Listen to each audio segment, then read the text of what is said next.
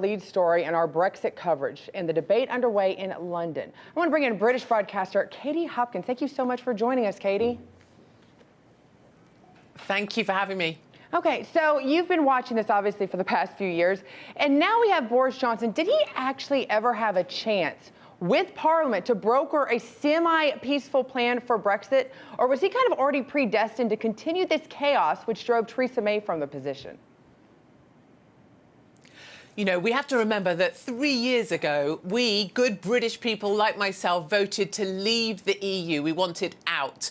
And we haven't seen that. There's been nothing that's delivered Brexit in the way that we voted for it. So finally, we have Boris Johnson in power. His first 6 weeks have been amazing. It's been brilliant. He fired his cabinet members who were basically Remainers. If you were sitting on the fence, he fired you as well.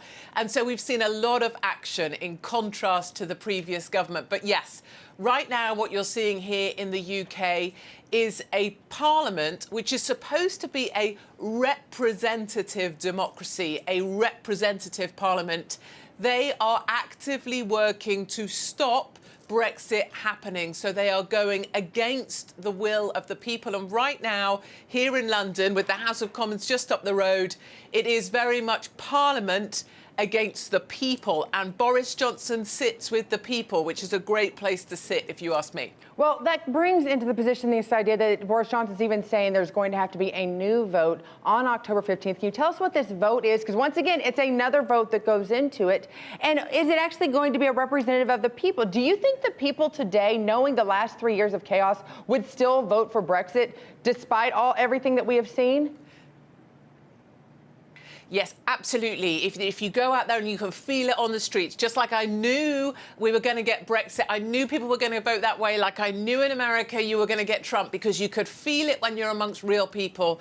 Here in the UK, ordinary Brits, our Rust Belt, if you will, with an American kind of similarity, they still believe in Brexit. And, you know, even people who didn't vote leave, who didn't vote out of the EU, a lot of them feel kind of incensed. They also feel like many good people went into a polling booth, they voted the way they wanted to vote. Parliament had told us, we will implement what you decide, and they never have. So actually, Boris is really channeling this kind of Churchillian spirit. He's very like Trump in nature. He's all bombastic. He's the guy that says we're leaving no matter what. So I think what's going to happen, 14th, 15th of October, we have a general election if he can push it through Parliament. And I believe people will turn out in their droves to say, yes, we want Brexit. And I think the key thing here, and it's a parallel with the US again, is this is going to boil down to Boris Johnson and Brexit versus Jeremy Corbyn, the leader of the left, who's basically a socialist. This is basically Trump versus Bernie Sanders. Capitalism versus socialism, and nobody wants socialism that's going to take away, wealth from the wealthy here in this country, and who's going to push us all down to the lowest common denominator. Jeremy Corbyn wants everybody to be equally poor. Boris Johnson wants everybody to be equally profitable, and I think people will vote with Boris because of that. Well, but you're getting a lot of pushback, and you're hearing it right now amongst the crowds, the loud. I think we called it here the silent majority back in 2016. But you are seeing a lot of people in the protesters. Usually the louder people are the ones that are saying, nope, we don't want Brexit to happen anymore. You know, is this kind of been kind of the Hail Mary strategy of those that did not want Brexit to say, you know what, we're just going to keep delaying this by causing chaos as long as possible, so that maybe people will just give up and say, let's just stay where we're at?